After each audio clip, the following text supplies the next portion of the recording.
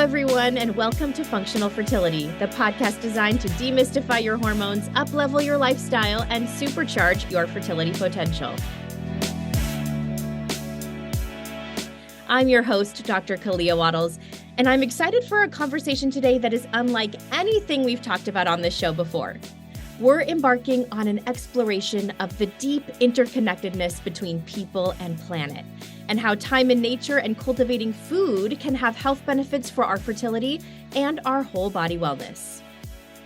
Joining me today is my friend, Dr. Michelle Seguin, board-certified family medicine and lifestyle medicine physician, certified functional medicine practitioner, educator, gardener, and mama. She believes in a lifestyle-driven approach to health that focuses on supporting the individual, family, and community. And much of her advocacy and teaching is centered on the premise that food is medicine. In 2022, Dr. Seguin joined Parsley Health as a telemedicine physician. Parsley is the nation's largest holistic medical practice combining nutrition, lifestyle, and advanced medical testing to help people suffering from chronic conditions. I've really been looking forward to connecting. Welcome to the show, Dr. Michelle. Oh, thank you so much, Dr. Kalea. It is such a pleasure to be here today. I have such a good time learning from you, watching the foods that you're making, looking at your gorgeous food photos. And, I have my undergraduate degree is in nutrition, and you do such a beautiful job of bringing nutrition to life. And I just so admire your creativity and your willingness to explore your local community and really, I think, take advantage of what's available to you seasonally and locally to bring these delicious meals to life. Oh, that is so kind. Thank you so much. And I really think you speak to the heart of my, exploration into gardening, really. I think that's really where much of it started, was just to better understand, all of the nutritional science that we're learning, but on a very, practical and fundamental level. So thank you so much for your support. Yeah, beautiful. Well, I think many of our listeners know that my family moved from the big city to a farm in 2020, and I'm an aspiring gardener. I'm not quite there yet, but it's a goal that I have for myself. I'm hoping that you'll be able to share with our listeners maybe some of the health benefits of gardening, because this is actually a great way that we can support our resiliency. Will you tell us some of the most compelling health benefits of getting out there into the garden? Oh, definitely. Thank you so much for this question. I love this topic, as you can tell. And so, I really enjoy kind of diving into the literature on this topic, because there really is a growing amount of research looking at the health benefits of gardening, whether it be, home gardeners, whether it be in a group setting like community gardens, and even in more other institutional settings. So whether it be with schools or hospitals.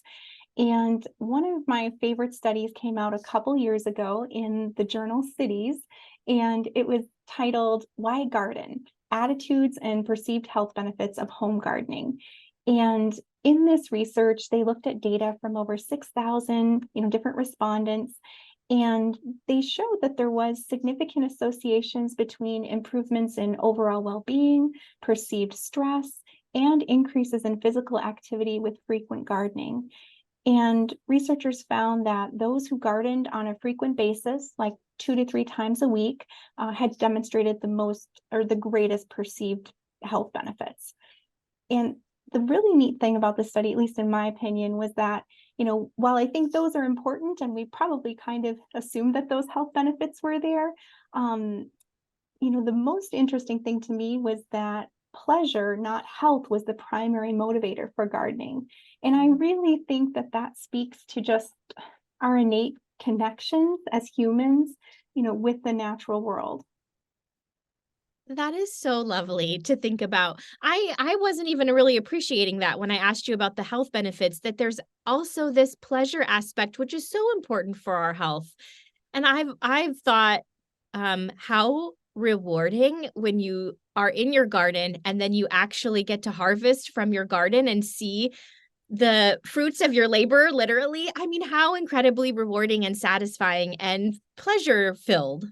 Yeah, definitely. I mean, I think that, that's a driver for behavior change, right? I think like when we think about, the activities in our lives and those that are pleasurable, we're going to be more apt to do them. And so I think that, gardening is really a beautiful way to kind of create that connection to your food and where it comes from, and to, really strengthen that, so that it'll improve obviously your physical health and well-being, because other research shows that gardeners compared to non-gardeners are more likely to meet the daily recommended intake of fruits and vegetables. And so by gardening itself, we're likely going to be eating more fruits and vegetables because gardeners like to eat what they grow, right? So, but there's also, all of these beautiful mental, emotional health and well-being, benefits that we're seeing too. So, Wonderful. And on the topic of relevant articles, just in 2022, the Washington Post published this article that was called What My Garden Taught Me About Infertility. And it essentially talked about how the lessons learned in this particular writer's garden could be applied to her fertility journey as well. And it was things like getting the soil conditions right, and the pain that you might experience when things don't grow how you thought they would, or maintaining hope of trying again at the beginning of a new season. And I thought that was such a beautiful parallel between gardening and the fertility journey and so many of the things that we can experience. And as a gardener and a doctor, are there some parallels that you've also identified between gardening and the care of our health and our bodies? oh, definitely. And I had to look that article up when you shared it with me because it was just so beautiful. And I think that the parallels you shared are just spot on. I often tell the story about during my first year of medical school that, I studied at my kitchen table in my apartment, and I always had a copy of, Elliot Coleman's New Organic Grower next to my Netter Anatomy and Atlas. And so they're both kind of, sentinel, publications in each of those fields. But I just found it so fascinating. I'd be kind of flipping through each of them in tandem, looking at the parallels between soil biology and plant physiology and, our own physiology. And it wasn't until I got out into practice a few years later that I came across the work of Dr. Daphne Miller, who is a prominent family medicine physician and author and food as medicine champion. And she wrote about, a similar experience in her book called Pharmacology, but with an F, not PH. And in that book, there's a whole chapter where she describes going out to a farm and talking with the farmer about soil health and the type of testing that farmers do to look at, the health of their soil. And he handed her the soil chemistry report, and she couldn't believe how similar it looks to the lab reports that we interpret for, patients in our practices. And so NPK is what we talk about a lot in terms of nutrients for soil. So nitrogen, phosphorus, and potassium. These are essential nutrients for soil health, for plant health, and for our own health. And when we think about it, plants and fungi are really the interplay between our bodies and the soil. That's how we, are able to kind of, we share those nutrients. Mhm.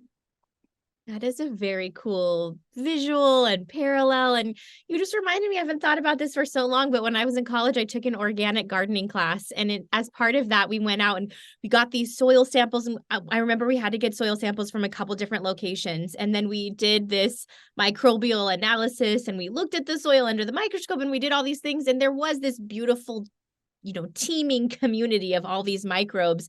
And that's so similar to, for example, the human gut, and Yeah. how there's all these organisms working together. And we do these, comprehensive stool analysis, and we see all of these bacterial colonies, but that's so similar to what's happening in the soil. It is so true. And what's really interesting here is I had the chance to see Dr. Daphne Miller speak at a conference, and it was actually a really amazing conference that was called Farms, Food, and Health. And this was, almost 10 years ago now, but it was a one-day medical conference that brought together, farmers and food service workers, dietitians, physicians, all looking at ways that we could kind of bridge food systems and health systems.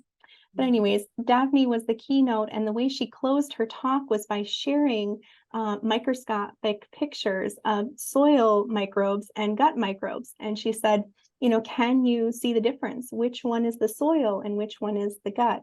And that's, basically she went through another picture. Another series was a picture, a cross section of a plant root, and then a cross section of a villi within the gut, and looking at just the amazing similarities in structure and function. So really, in the way that she closes, she says, we are soil. So it's really very profound when we think about, how we are really all connected. Mm-hmm. I think oftentimes we talk about community medicine and it's this interconnectedness between people or between groups, but really there's also this connection between people and the planet. That's this other bidirectional avenue of communication that I'll even admit, I think I take it for granted sometimes. Mm-hmm. Absolutely. Absolutely. Yeah. And I think one of the things that I guess maybe a time in my life when I really started to appreciate the parallels more between, gardening and just nature and planetary health and our own health was when I began studying, systems biology and functional medicine. Because as a gardener, we're constantly asking ourselves the question, why? Why is this plant yellow? Why are my soil levels low in this nutrient? Why is this pest here? And, we could take a reductionistic approach and simply amend the soil with a specific amendment, or use a pesticide. But, is that really what's best for us, for the garden, and for our ecosystem? And so, all of these conditions are so interconnected. And, that's why I've really become interested in regenerative agriculture and organic gardening principles. And I think it's really helped me become a better doctor in the process, because, as a gardener, it takes observation and patience and dedication and hope and love to nurture a garden. And I think all of those processes, they all apply, and all those things apply to caring for our own health, as well as for caring for the health of others. That was so beautifully spoken. And it's just making me think. I was talking to another a colleague recently, and we were talking about autoimmune disease specifically, and kind of asking the question of, why do humans maybe grow in similar conditions, but one person will be more prone to autoimmune disease than the other. And then we start to look at their environment and the context around how these diagnoses come about. And it's very similar, as you're talking, to the soil. Like, what were the soil conditions that kind of set us up for health or being resilient or having less of those things? And it's similar in the human body. Oh, yeah, absolutely. And I think, the other aspect to this too is, in the garden, we're not just thinking about an isolated plant, right? Like, we're thinking about, what are all of the conditions? What are the other plants that are nearby? And, I really I'm becoming more and more interested in understanding, interplanting, so that, for one example, we have issues with grasshoppers and some other pests that like to go after our brassicas, so things like kale and cabbage. But I learned that, those types of pests, they don't like alliums, so they don't like, onions and garlic. And so this time of year, it's fall right now, so this is when we plant our garlic because it overwinters. And so what I like to do now is, in our garden beds, I kind of create a border of garlic along the outside edges. And then in the spring, I'll transplant my kale seedlings in between those rows. And I found that interplanting, that, the benefits of the alliums, they keep the pests away. And then they also tend to, grow better together in that setting. So just understanding, like, the attributes of the plants and the connections that they have with one another, Also, I'm sure you're familiar with like the Three Sisters, principle from more indigenous, wisdom and around agriculture, and thinking about, the benefits of planting, beans, corn, and squash together, and how they each have attributes that help one another. Wow, I love hearing gardeners talk about their garden because Oh, there's such love and intention around it. And maybe you'll have some advice for me here. I was talking to another doctor gardener friend, and he's so dedicated to his garden, and I just tell myself this story that I don't have time. Like, I don't have time to nurture another thing. I've already got my children and my practice, and I can't take care of another thing. And he's like, if it's very important to you and it's nourishing to you, you just make time. You just find time to do it. So my question to you, how do you find time in your busy life to cultivate this garden? yeah, and I think it's such a great point, and a lot of people ask us that as well, because as we have a little boy who's very active and busy, and busy practice, but I feel like by nurturing the garden, it nurtures us.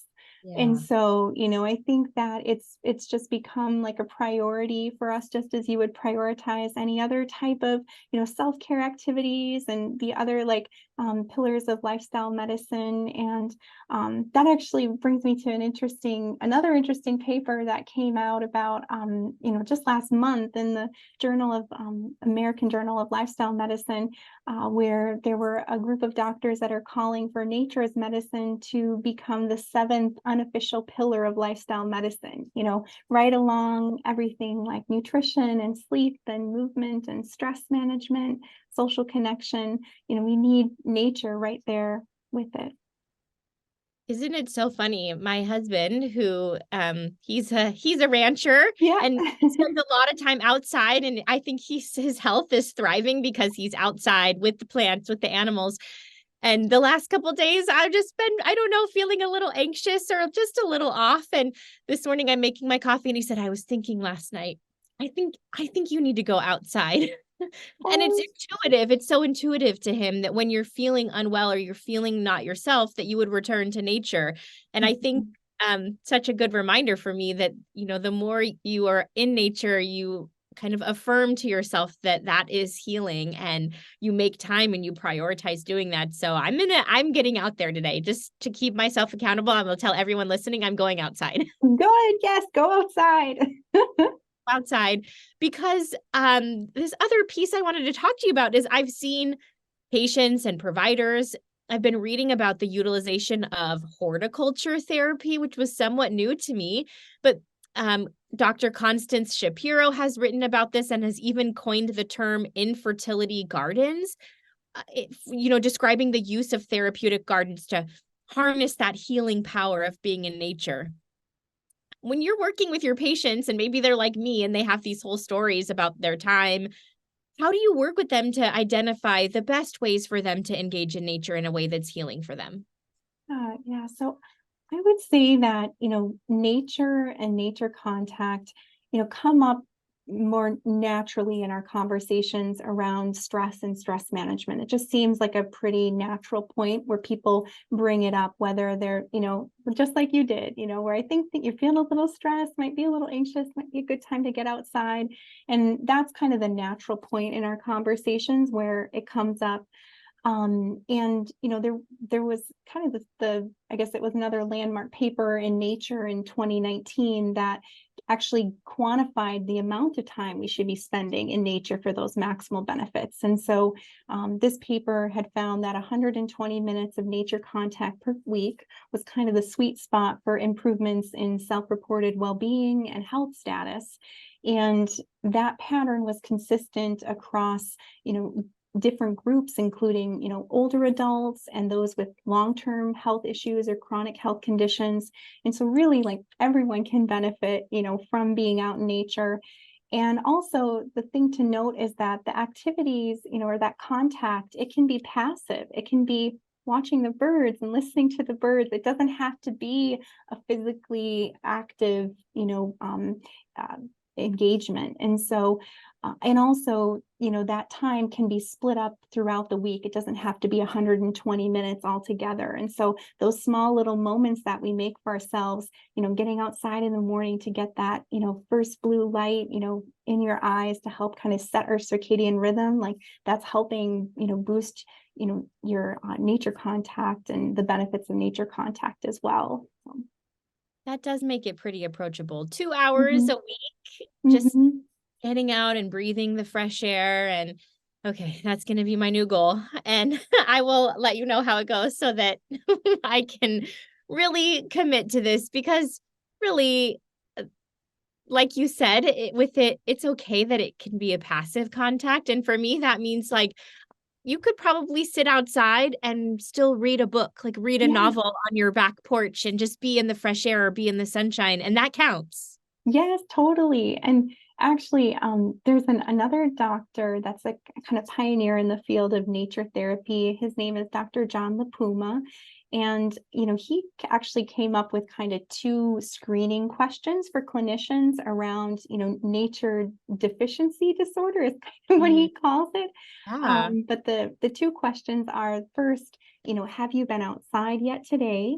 And then number two was, have you been outside in nature in the last week to either walk, hike, play with a pet, listen to the birds, garden, have a picnic? So again, it really reinforces that it doesn't have to be, a strenuous hike or, a long run. Like those things like, playing with a pet or, taking your kids to the park, those are all opportunities for us to, basically get the benefits of nature contact.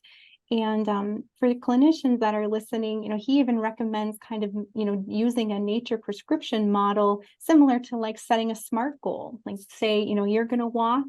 Like in our town, I like to walk along the Houghton Canal Park. So I like to walk along the waterfront. You're going to walk along the waterfront park for 20 minutes with a friend with your phone off, and you're going to do that 3 days a week. And, follow up with your patients on, how they're doing with those lifestyle changes.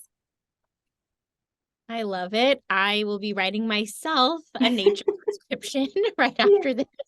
Yes. I wish I would have remembered to look up the details of this paper, but you're reminding me of a paper I read a couple years ago, and it was, I think, older adults, and they were just spending time it was like a forest bathing scenario. Mhm. They weren't hiking, it was Oh, chairs in the forest, and they were tracking their heart rate variability, and they saw that their heart rate variability improved so much just by sitting in the forest and observing and being out there.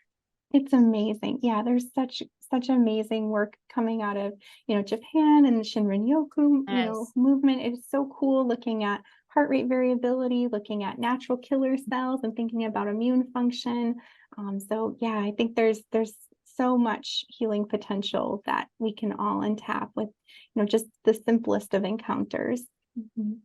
Well, if I bring this back to fertility again, Mhm. it seems that there's some emerging research, very early data, showing us this connection between exposure to greenness and sperm quality. And I'm wondering if you might talk to us a little bit about some of this kind of very early data. Yeah, definitely. And, as we said, I think it's just really interesting to see how this research is expanding. And I love to see research around green space and nature contact, now reaching into the fertility and reproductive health space. So I think this is great. And there was a study, from 2021 where researchers in China had found an association between green space exposure with semen volume and sperm quality. And, further studies, of course, are needed to better determine the causality of the Yeah. association, right? But, and to think about potential mechanisms. But as I kind of reflected on those preliminary findings, made me think about the different nodes of the functional medicine matrix and, Yeah. totally thinking about, what kind of HPA axis associations, could be occurring just through reductions in cortisol. And then also just the potential, reduction and mitigation of toxic exposures if you're, spending more time in green space. There's a lot to unpack and a lot to learn, but it's exciting to see more and more data for men and women within the fertility space. So maybe what I'll do from now on is I'll actually prescribe a date night in nature for my couples who are trying to conceive, because obviously there's a benefit for both people. So if my patients are getting like picnic date night prescriptions in their treatment plan, this is why. I love it. I just love it. Well, as we're planning our picnic menu, I have to talk to you about seasonal eating while you're here, because in my world, I just think you're the queen of seasonal eating and you make all these amazing recipes. So will you recap some of the benefits of eating seasonally for us, both for our body and for the planet? Oh, sure. Yeah. And I still feel like even in this area too, and I feel like as a gardener, just you're always learning. Like we're always going to be, learning through experience. And so there's, and in this space, we're still learning a lot of the research that is out around, seasonality and, bioavailability of nutrients is still just from animal models. So we don't have a whole lot of human, data yet. But one of our, colleagues and mentors, Dr. Deanna Minnick, has been doing a wonderful job kind of summarizing some of those preliminary studies. And, one of the gems that she shared was that, eating plant foods that are in season, optimizes their bioavailability and the metabolic effects compared with eating them out of season, again, in animal models. But, I think intuitively that makes a lot of sense, right? And it's also, I think it's important to say that, I still want you to eat any plants, are better than no plants. So it's okay if it's out of season, but I think recognizing that when you eat in season, you're likely tapping into greater benefits than when it's out of season. So with that being said, what advice might you offer someone who maybe has a newly, to use a pun, a newly blossomed awareness of seasonal eating? What advice do you have? Yes, I think the best thing you could do, well, there's a couple things, but I think the best thing you could do is just go to your local farmer's market. Go and check out what's growing in season right now in your community. You will learn so much. Our, local growers are just amazing people. They are such a wealth of information and knowledge. They'll love to talk to you about the varieties they're growing and why, and the best ways to make them, and what they go well with. And I had one farmer tell me, that what grows together goes together. And I think that's so true. Like when we look at, kind of staple culinary combinations, throughout different cultures and throughout the course of time, like many of those things, they were grown together. And, we didn't have a lot of advanced, preservation techniques and things like that. So a lot of these staple dishes, these were things that we would eat together. And so go to a local farmer's market and find out, what's growing in your community.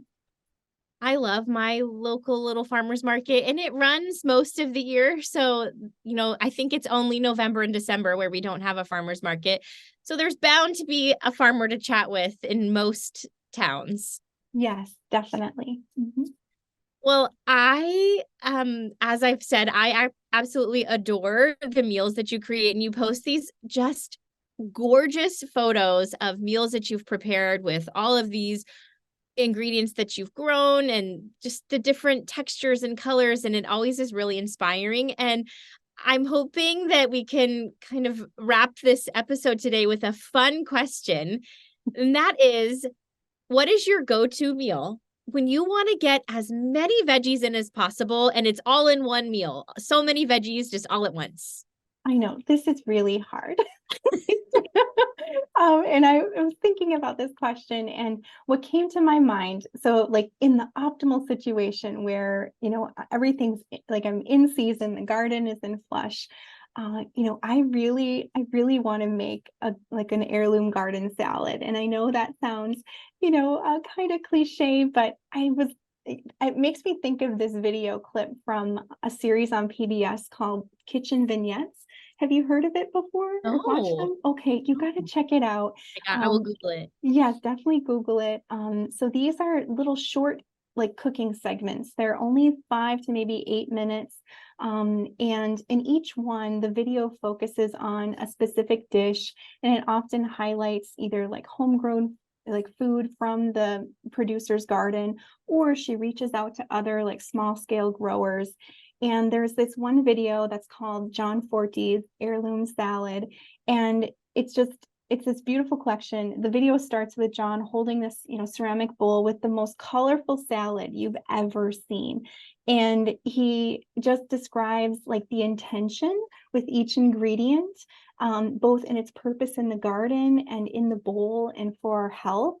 And that's the approach I like to take when I'm, just kind of gleaning from the garden as I'm walking through and I see what is fresh, what's available, and then I like to think about, all of the reasons why this is nourishing me. And a lot of it comes back to, I think about the diversity of the plants and how that's contributing to the health of my microbiome. And I think about the colors of the plants and how, they're contributing to my different, systems depending on the pigments that are present.